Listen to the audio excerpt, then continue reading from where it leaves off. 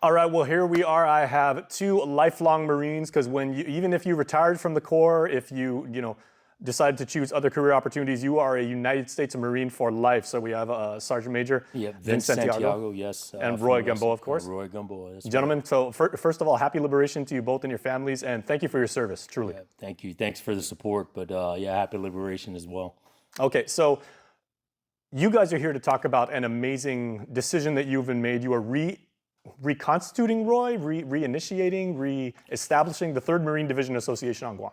Basically, let's call it a revitalization. The 3rd Marine Division Association Guam chapter existed for many years. It kind of took a short break, per se, and with new leadership and the team working on new bylaws, we're coming back, and we're coming back strong. Okay, so Sergeant Major, what is the history of the 3rd Marine Division when it comes to Guam and our tight connection, especially with liberation around the corner? Yeah, I mean, there's just so many stories, right? So you just think about back when the island was liberated, right, from the occupation. It was 3rd Marine Division that landed at Ascent Beach, and then weeks later, we were liberated, but it was the Division Marines of 3rd Marine Division that landed on our island and liberated us from the occupation. These were the first guys in the water, first guys to hit the beach. That's right. First guys to run out. First guys to make contact with the enemy and fought alongside of their brothers, and to include the Army, Coast Guard, and the Navy. Right, everyone had a role to play in the liberation of our island, but more so with the Marines. Fonte Point, right, was the major battle where then Commandant Wilson, right, he was a captain, moved up to Fonte Point going against the Southern Command, unknowingly going up at the Southern Command,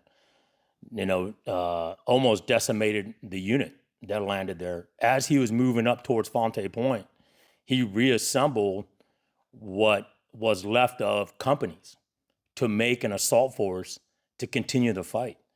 And that's what you as Marines do, right? You improvise, adapt, and overcome. Right? You just keep on pressing. So, the liberation of Guam, and then for us with the 3rd Marine Division Association Guam chapter, like Roy said, right, the revitalization of us.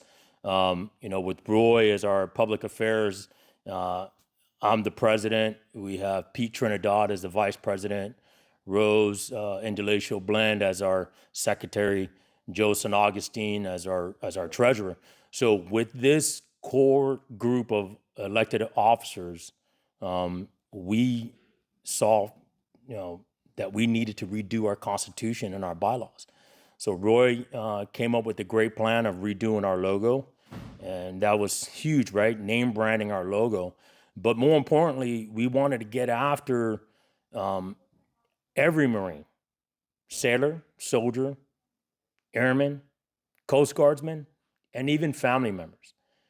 If you have ever served, supported 3rd Marine Division in any shape, manner, or form, you can join the 3rd Marine Division Association Guam chapter.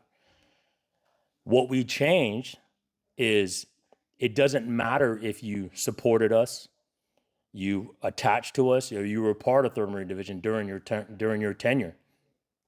By the mere fact that you were born on Guam automatically makes you a 3rd Marine Division member by birthright. I mean, we fought. That's incredible. Really think about it, right? It wasn't just the 3rd Marine Division that liberated this island. It was the Insular Guard and everyone else that wanted to fight and support their family. Those are the ones also that people tend to forget, right? And it goes back to our theme of this year, right? For non Guchamo. So, when you really think about it, it wasn't just 3rd Marine Division.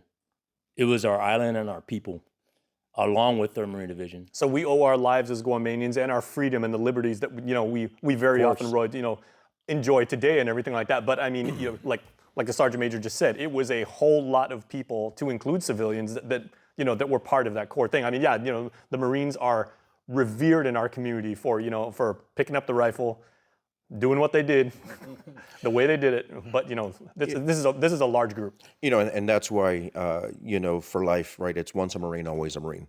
And working with our brothers and sisters, also with the Once a Marine and Always a Marine organization, we've come together with some of their leadership. We've come together and we said, you know what? This island is too small to have different organizations. Let's all come together as one.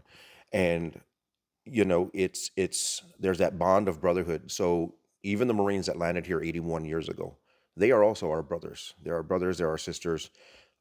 Everybody that fought alongside each other, shoulder to shoulder and all that stuff to give us the freedom so we can speak English and all that stuff. There's that sense of pride. There's that sense of camaraderie and the pride that we all stand behind that simple eagle, globe, and anchor. Like Sergeant Major said, we rebranded the logo to make sure that the Laddie Stone was in there. Of course, on the banner, you have the word Guam on it. United States Marine Corps. It's the simple shirt is reflecting our island spirit, and it's a way to look forward. That's all come together. And so, of course, on July 21st, Liberation Day, we will be almost directly across the grandstand. We will have three spots, basically all connected. We want to, of course, thank a lot of our members and our family supporters and everybody who's already committed and donated, food items, monetary donations.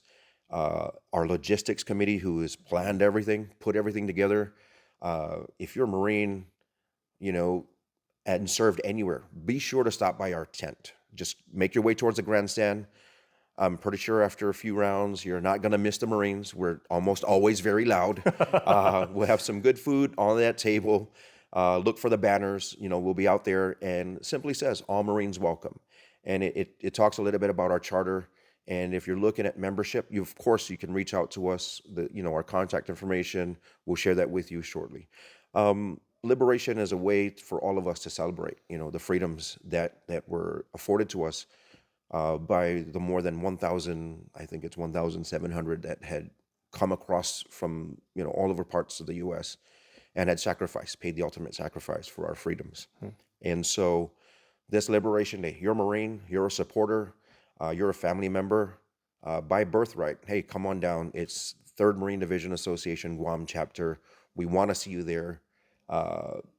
Come on down, like I said, and enjoy and celebrate with your fellow Marines. Now, I never had the privilege of serving, but I can just feel the Semper Fi, like coming off the couch with you, like you guys right, here. Yeah, they're always faithful, man. Semper Fidelis, right? Never jealous. Yeah.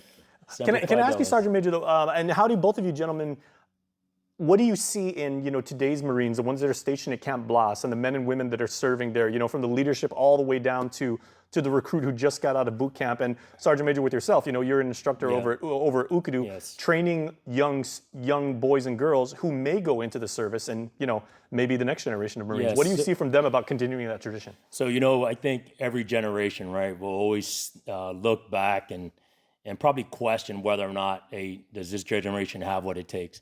I would say yes, they do, right? And probably for generations to follow.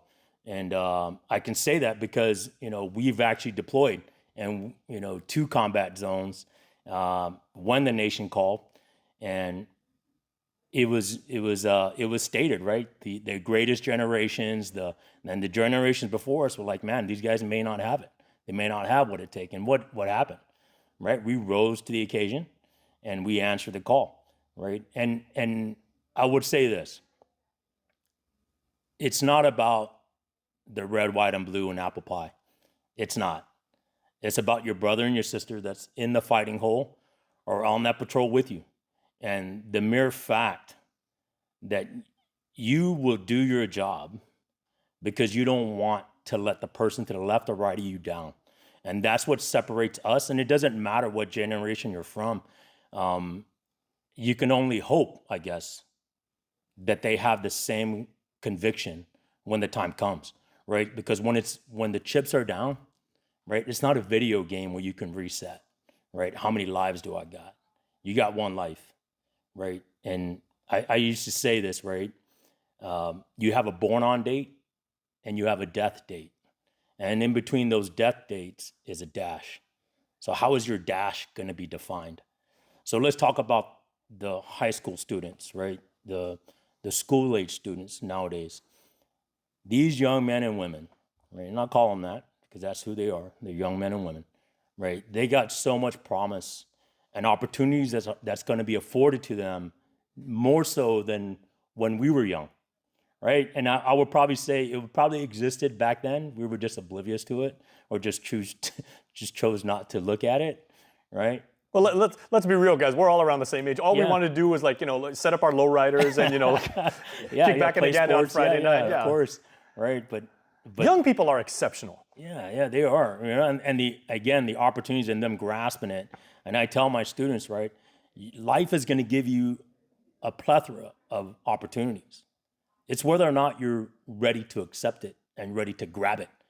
Because if you're not ready to grab it, guess what? Somebody else is going to grab it. And you can be left on that train station and you're going to wait for another opportunity.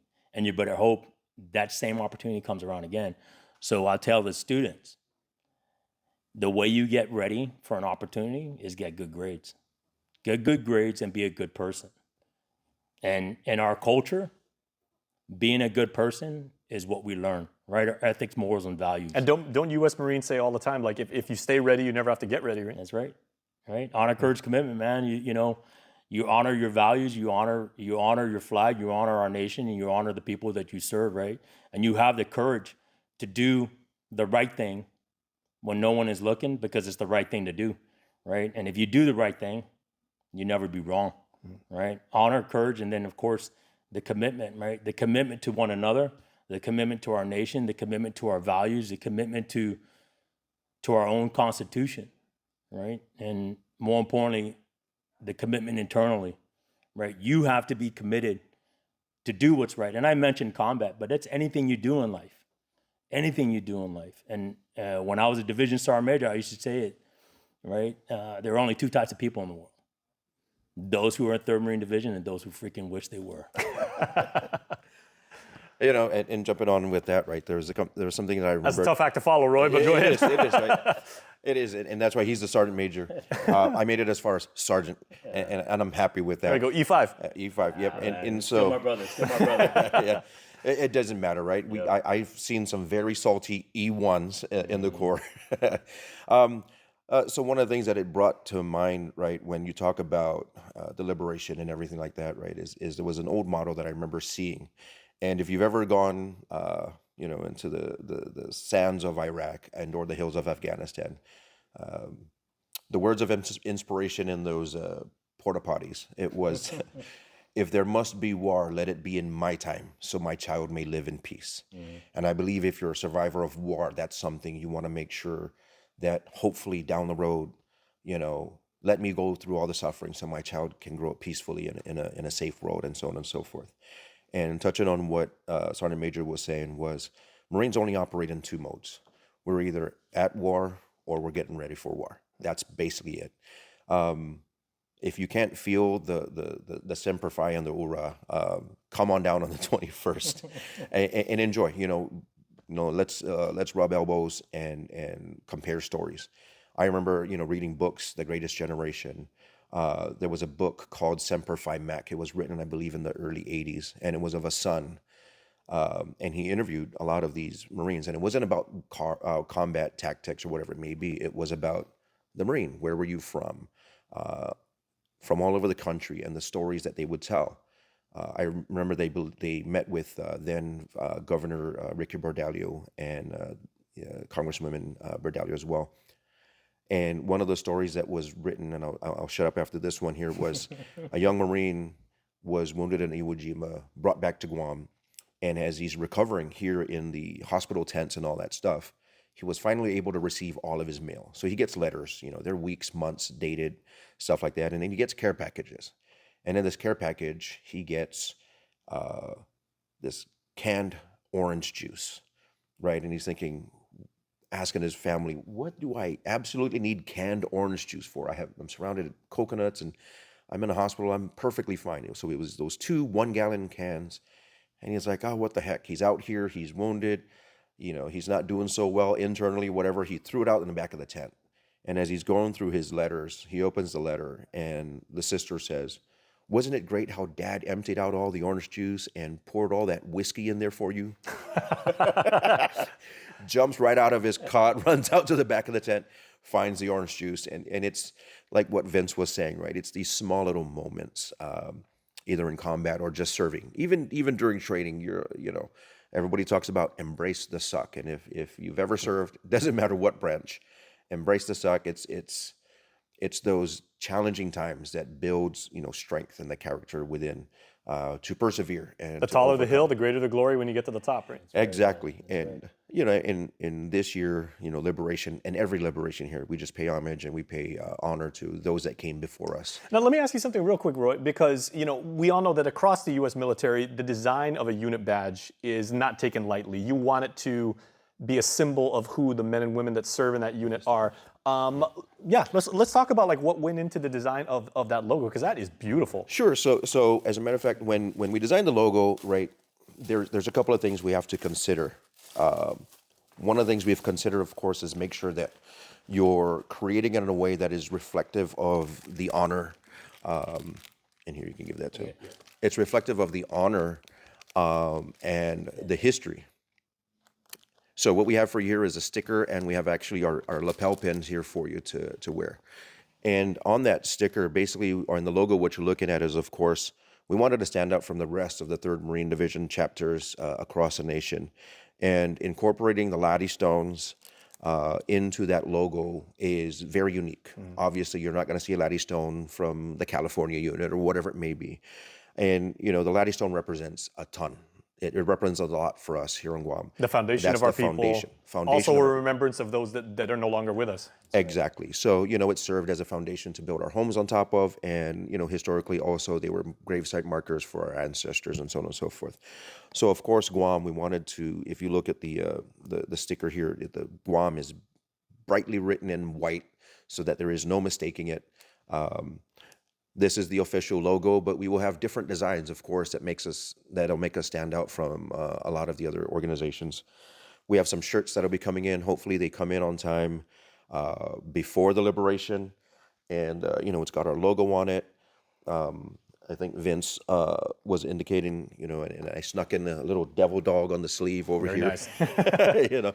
He's like, just keep it plain. I was like, all right, sure, not a problem. But I snuck that little devil dog in there. Well, trust me, you gentlemen have earned the right to, put that design on there. Yeah. So just real quick on the design, right? So you see the cow trap on the shield, right? So that cow trap, right, was used back in the ancient fighting, right, like Romans, and it was used to slow the cavalry, the horses. So they'll throw it on the battlefield to slow down the cavalry. So when you throw the cow trap onto the battlefield, no matter where you throw it, there's always going to be a pointy going up, right, to slow down the cavalry. So that symbol alone symbolizes that no matter where you throw a 3rd Marine Division Marine, sailor, soldier, airman, whoever, wherever you throw that cow trap, it's always going to be ready. So that's the center of our shield, and that's the 3rd Marine Division logo, right? You got the shield with the cow trap in the center. So no matter where you throw us, we'll always be ready. Anytime, anywhere, right? Anytime, anywhere, any place, right? And, I was just talking to one of the Guam National Guard soldiers, and, and they also supported 3rd Marine Division out in Afghanistan or Iraq. But he told me, he goes, Sergeant Major, the Marines will always say, yeah, man, we always want the Guamanian soldiers to escort us whenever we go out the wire. So they, of course, right, typical Chamorro, right, we find a way to find something, right? So they said GUAM, right? Give us any mission. And I'm like, man, you know what? Nice. You soldiers, man, you guys so badly want to be Marines. Just kidding. But hey, we talk about the fight, right? And I mentioned all branches of service, because in today's day and age, right, there's no battle, there's no war, there's no skirmish that we encounter that we do it alone. There's nothing we do alone anymore. It stops, right? So now it's called joint, right? Your joint fight, and we call that joint world purple, right? Because the Marine Corps, right, we're red, Army is green, Navy is blue, Air Force is light blue, right? Coast Guard some kind of sea blue. Right, and I may have got those names. And of course, Space Force is probably, black with stars, right? But but yeah, so it doesn't matter. It doesn't matter if you served or with 3rd Marine Division or you were part of 3rd Marine Division. Come down and see us, right? Come down and see us. Let's break some bread. Let's tell some stories, and let's remember the theme of this year's liberation, right? Fanongi Chamorro, and let's stand and let's stand tall. Let's stand proud, and you know, we hope to see the family members, and I'll be remiss if I didn't mention our Gold Star families.